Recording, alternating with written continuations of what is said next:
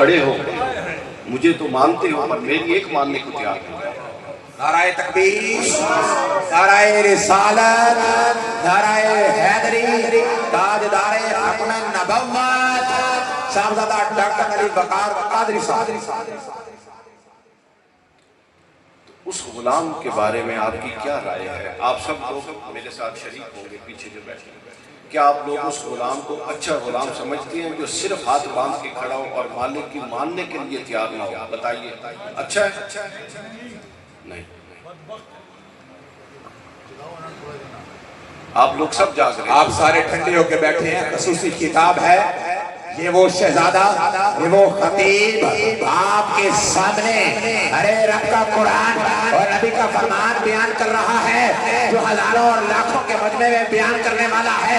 YouTube اٹھائیں، social media اٹھائیں، face بک اٹھائیں، ٹک ٹاک اٹھائیں، انسٹاگرام اٹھائیں، جہاں آپ دیکھیں گے ڈاکٹر علی وقار کے چلوے دیکھیں گے۔ نعرہ تکبیر! جن کو اللہ رب العزت نے اپنے ذکر کے لیے زبانیں دے رکھی ہیں، جن کو اللہ رب العزت نے ہاتھوں کی قوت دے رکھی ہے، لولا محمد امتہ لما خلقت الجن والانس والشمس والقمر والليل والنهار ولا ملك مقرب ولا نبي مرسل۔ لوگوں سمجھ آ رہی ہے؟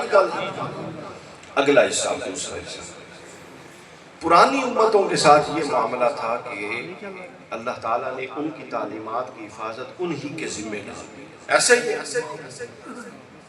اب جو ہمارا معاملہ ہے قرآن مجید کا، پیچھا توڑیے، جو ہمارا معاملہ ہے قرآن مجید کا، اس کی تعلیمات کی حفاظت کس کے ذمہ ہے بتائیں؟ اللہ کے ذمہ ہے۔ بس تو بڑے اہم نکتے تھے پہنچائے ہو، اللہ کے ذمہ ہے۔ اللہ نے قرآن میں کہا ہے کہ نہیں کہا وہ قرآن کا اور اللہ رسول اللہ کی تعلیمات اور اس ذکر کا محافظ ہے؟ بتائیے کہا ہے کہ نہیں؟ چلو اس گل ایک منٹ روکو اور میں تو دو تین مثالیں لے۔ اللہ نے قرآن میں کہا ہے کہ وہ رزاق ہے کہ نہیں کہا؟ دسو یہ رزق مند ہے؟ صرف اللہ رزاق ہے، اور کوئی رزق دینے والا؟ تسی گھر بہ جاؤ، کام شم بند کر دو، کاروبار نہ کرو، جاب نہ کرو اور گھر کنڈی لا لو، کسی کام نہ لو اور کہو اللہ اپنی رزاقیت کا مظاہرہ کر، اللہ فرمائے گا نہیں، میں رزاق ایک خاص نظم کے تحت تھا، تینو عقل بھی دیتی ہے۔ تو لہٰذا اللہ تعالیٰ فرماتا ہے رزاق میں ہوں، مگر میں نے اپنی اس شان رزاقیت کے اظہار کا ایک طریقہ متعین کیا ہے، جب تک تو اپنے آپ کو اس مشقت میں نہیں ڈالتا میری اس شان کا اظہار نہیں ہوگا۔ سمجھو؟ دسو اللہ ہادی ہے کہ نہیں ہے؟ اللہ کے علاوہ کوئی ہدایت دے سکتا ہے؟ تو جو ہدایت اللہ آپ کے پاس آیا ہدایت دینے کے لیے، اگر اللہ یاد نہیں آیا تو کیسے؟ اللہ نے فرمایا کہ ہادی میں ہوں، ہدایت کی نسبت میری طرف، مگر ہدایت کا میں نے ایک نظم دیا ہے کہ میں اپنے محبوب بندوں کو نبیوں کو بھیجتا ہوں، ان کے ذریعے تم نے کلمے پڑھ کے میرے دائرے میں آنا ہے۔ اللہ عادل ہے کہ نہیں ہے؟ آپ لوگوں کے محلوں میں، علاقوں میں، گاؤں میں جو جھگڑا ہوا ہے، کبھی اللہ نیچے آ کے اس نے عدل کیا ہے؟ وہ آپ ہی میں سے ایک صاحب عدل کو کھڑا کر دیتا ہے اور کہتا ہے کہ یہ عدل کرے گا، کرنے والا ہے۔ سب سے بڑا عادل جو ہماری امت میں مشہور ہیں حضرت فاروق اعظم، حضرت عمر۔ اب بتائیے عدل اللہ کا تھا لیکن کرواتا وہ عمر کے ہاتھ سے۔ سمجھے؟ اب حق اور باطل میں سب سے بڑا فرق کرنے والا، حق کو نافذ کرنے والا، جاء الحق وزہق الباطل ان الباطل، باطل کو مٹانے والا اور حق کو نافذ کرنے والا، بتائیے کون ہے؟ اللہ ہے۔ اللہ نیچے اترا کسی جنگ میں نہیں، اللہ نے حق کو کس کے ذریعے نافذ کروایا؟ حضرت محمد رسول اللہ کی تلوار اور آپ کے صحابہ کرام کے ذریعے۔ تو لہٰذا حق رسول نے نافذ کیا مگر اللہ کہتا ہے کہ میں نے نافذ کیا۔ پھر جب حق پھر باطل میں پلٹ جائے تو اللہ کہتا ہے کہ میں پھر دنوں کو تلکل ایام نداولھا بین الناس، میں لوگوں میں دن بدلتا ہوں۔ تو جب بدلی ہوئی قدریں پھر زوال پذیر ہوئی تو پھر اللہ خود نہیں اترا یزید کے خلاف، اللہ نے حسین کو کھڑا۔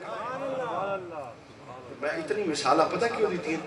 تاکہ تمہیں سمجھ آ جائے کہ اللہ جو کام اپنے ذمہ لیتا ہے اس کا اظہار وہ ایک خاص طریقے کے تحت اپنے بندوں سے کرواتا ہے۔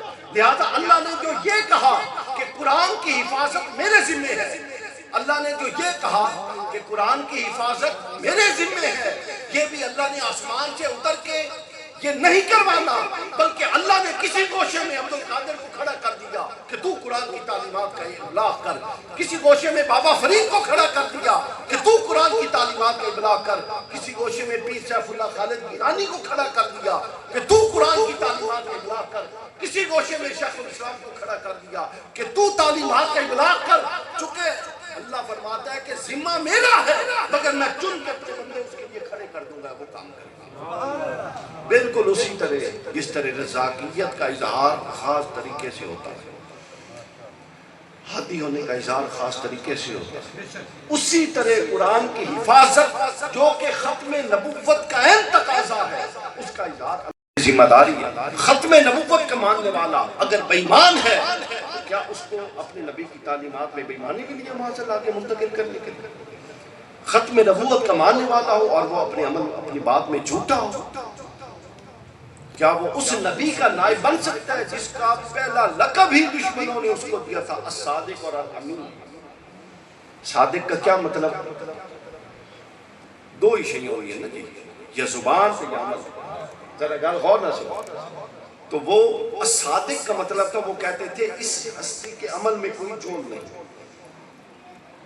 اس ہستی کے قول میں کوئی جوڑ نہیں، اور امین کا مطلب ہوتا تھا اس ہستی کے عمل میں کوئی جوڑ نہیں، بس دو ہی چیزیں ہوتی ہیں۔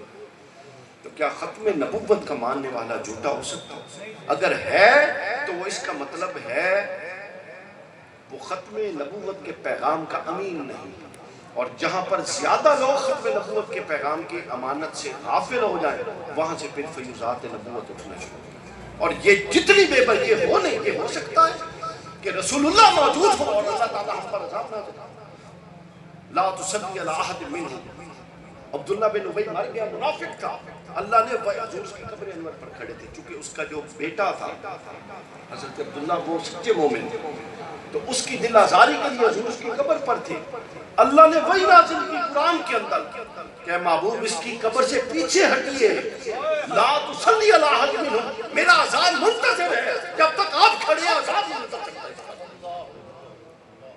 حضور ایک طرف ہوئے تو پھر اس پر عذاب اتر۔ تو جہاں پر آپ لوگ اپنی نیابت اور جو ذمہ داری ہے ختم نبوت کی اس سے غافل ہو جائیں گے، وہاں پھر عذاب اترنے ہیں، وہاں پھر سیلاب آنے ہیں۔ تو فیصلہ آپ نے کرنا ہے۔ نجات اسلام کی دو قسمیں ہیں، بس بات ختم کرنے لگا ہوں، ذہن میں رکھیں۔ ایک ہوتا ہے مسلمان حقیقی، ایک ہوتا ہے حکمی۔ حکمی وہ ہوتا ہے جو مسلمان کے گھر پیدا ہوا ہو اور اس پر اسلام کے احکام جاری ہو جائے، وہ حکمی ہے۔ وراثتی وہ حکمی ہے۔ اور ایک ہوتا ہے حقیقی۔ کتنے حکمی حقیقی ہے یہ ہمارا مسئلہ، کتنے حکمی حقیقی ہیں یہ دو چیزیں بتائیں گے۔ کتنی چیزیں؟ ایک ہمارا عمل بتائے گا اور دوسرا مولا کائنات مولا علی کی محبت بتائے گی کہ یہ ظاہر سے مسلمان ہے اندر سے بھی ہے کہ نہیں ہے۔ کیونکہ حضور نے فرمایا، حضرت علی خود راوی کہ رسول اللہ نے مجھ سے وعدہ کیا ہے کہ علی سوائے مومن کے کوئی تجھ سے محبت نہیں کرے گا اور سوائے منافق کے کوئی تیرا بغض نہیں کرے گا۔ نعرہ حیدری! اگلی تو انگال دس، حضور نے فرمایا کہ اے علی سوائے مومن کے کوئی تجھ سے محبت نہیں کر سکتا اور سوائے منافق کے کوئی تمہارا بغض نہیں رکھے گا۔ نہج البلاغہ دے وچ حضرت علی فرمانے کہ رسول اللہ کا یہ وعدہ اتنا سچا ہے کہ اگر ایک شخص جو میرا محب ہے میں اس کو آگ میں بھی ڈال دوں تو وہ مجھ سے نفرت نہیں کرے گا، اور جو مجھ سے بغض رکھتا ہے میں اس کو پوری سلطنت بھی دے دوں وہ میرے سے محبت نہیں کر سکتا۔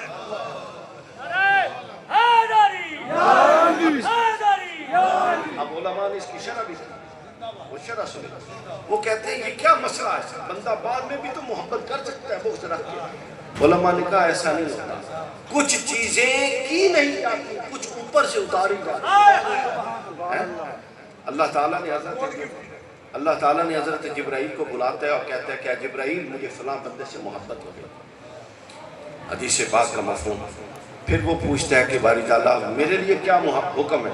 اللہ حضرت جبرائیل کو کہتے ہیں کہ جبرائیل اب تو بھی اس سے محبت ہو۔ جبرائیل کہتا ہے باری تعالیٰ میں محبت کرنے لگ گیا، اب کیا ہوگا؟ اللہ فرماتا ہے اب سب اہل عرش کو کہہ کہ اس سے محبت کریں، پھر سارے فرشتے محبت کرنے لگے۔ پھر جبرائیل حاضر ہوتے ہیں، باری تعالیٰ اب حکم، اللہ فرماتا ہے اب زمین پہ چلا جا اور جو ستھرا دل ملے اس میں اس محبت کو ڈال دو۔ تو یہ محبت آتی اوپر سے ہے تو مٹائی نیچے سے کیسے جا سکتا ہے؟ جو آئی اوپر سے تو نیچے سے ختم کیسے کی جا سکتا ہے؟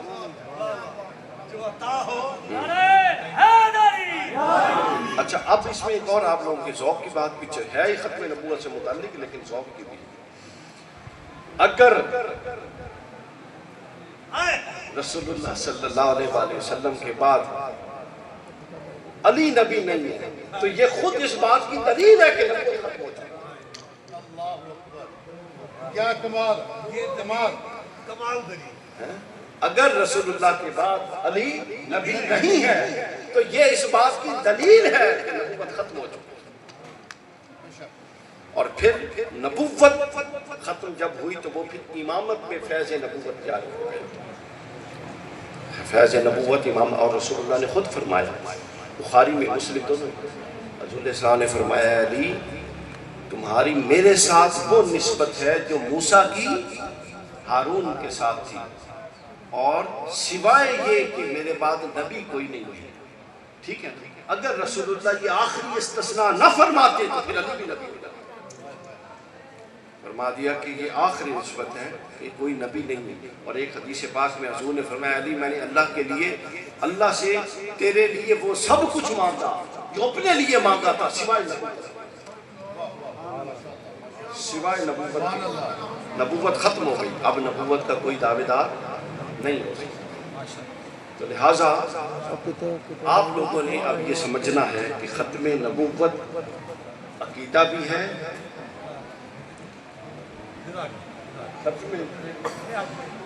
ختم نبوت عقیدہ بھی ہے اور ختم نبوت ذمہ داری بھی ہے۔ تو لہٰذا اس کو عقیدہ تو آپ نے سنا ہوا ہے، آج پیر صاحب کی اس مجلس کے ذریعے ہم نے جو پیغام دیا اور ٹیگ لائن اگلے سال یہ لکھوا کے لائے اشتہاروں پہ، یہ لکھوا دیں کہ ختم نبوت عقیدہ بھی ہے اور ذمہ داری بھی ہے۔ اور آپ سب لوگ اس پیغام کو لے کر جائیں کہ ختم نبوت ذمہ داری ہے، اب نئے نبی نے نہیں آنا، اب ذمہ داری ہمارے کندھوں پر ہے۔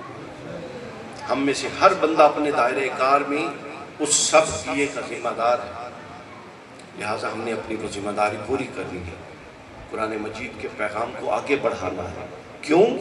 کیونکہ اللہ نے وعدہ کیا اِنَّا نَحْنُ نَزَّلْنَا الذِّكْرَ وَإِنَّا لَهُ لَحَافِظُونَ۔ اب وہ کیسے محافظ ہے؟ وہ ہمارے ذریعے محافظ ہے، سمجھ آئیے؟ تو وہ ہمارے ذریعے کیسے محافظ ہے؟ ہم نے زبان سے بھی اس کا تذکرہ ذکر کا کرنا ہے تاکہ ذکر زبانی صورت میں بھی زندہ رہے، اور اپنے عمل میں بھی اتارنا ہے تاکہ ذکر عملی صورت میں بھی زندہ رہے۔ عملی صورت کی ایک مثال دیکھ کے پھر بات ختم کرتا ہوں، شاید میں نے پہلے آپ لوگوں کو سنائی کہ نہیں سنائی، لیکن میں یہ اکثر بتاتا ہوں۔ حضرت عمر فاروق رضی اللہ تعالیٰ عنہ نے قرآن مجید کی سورۃ البقرہ 8 سال میں پڑھی، 8 سال۔ اب ہمارے لیے تو بڑے مسئلے ہیں، صرف نہ وہ تو عربی تھے، 8 سال لگے۔ اب میں بتانے لگا ہوں کہ قرآن کی حفاظت بذریعہ زبان بھی کرنی ہے اور بذریعہ عمل بھی۔ تو ان سے کسی نے پوچھا کہ اتنا طویل عرصہ، غالباً عبداللہ ابن عباس نے پوچھا، دوست بھی تھے، تو حضرت عمر نے کہا کہ وجہ ابن عباس یہ ہے کہ جب میں قرآن مجید کی 2-4 آیتیں پڑھتا تھا سورہ بقرہ کی، تو وہ تو مجھ سے کچھ اور تقاضا کرتی تھی، اور عمر تو اور جگہ پہ کھڑا تھا، تو وہ میری سیرت سے میل نہیں کھاتی۔ تو میں نے وعدہ کیا اپنے ساتھ کہ جب تک اپنی شخصیت کو ان 4 آیتوں کے تابع نہیں کر لیتا میں اگلی آیت نہیں پڑھتا۔ پھر فرماتے ہیں میں نے اگلی آیتیں پڑھی، وہ مجھ سے کچھ اور تقاضا کر رہی تھی اور میری شخصیت تو کہیں اور کھڑی تھی۔ تو پھر میں نے وعدہ کیا کہ میں پھر اس کے مطابق کروں گا، میں واپس پلٹا، اور جب تک میں نے اپنا عمل ان آیات کی مطابقت میں نہیں کر لیا میں نے اگلی نہیں پڑھی۔ یوں کر کے چند آیتیں کر کے میں نے سورۃ البقرہ مکمل نہیں پڑھی، بلکہ اس کے ہر حکم کا اپنے اوپر عمل کرنا لازم اور واجب کر کے اس کی مشق کر چکا۔ یوں پھر قرآن کا عملی صورت میں بھی زندہ رہنا اور پھر قرآن کا ابلاغی علمی اور فقہی صورت میں بھی زندہ رہنا، یہ ہماری ذمہ داری ہے۔ اللہ تعالی ہمیں اپنی اس ذمہ داری سے کما حق ہوں سب کا دوش ہونے کی توفیق عطا فرمائے۔ سلام کے لیے سعادت عثمان طاہری اور عمران خان کی بارگاہ میں ملتمس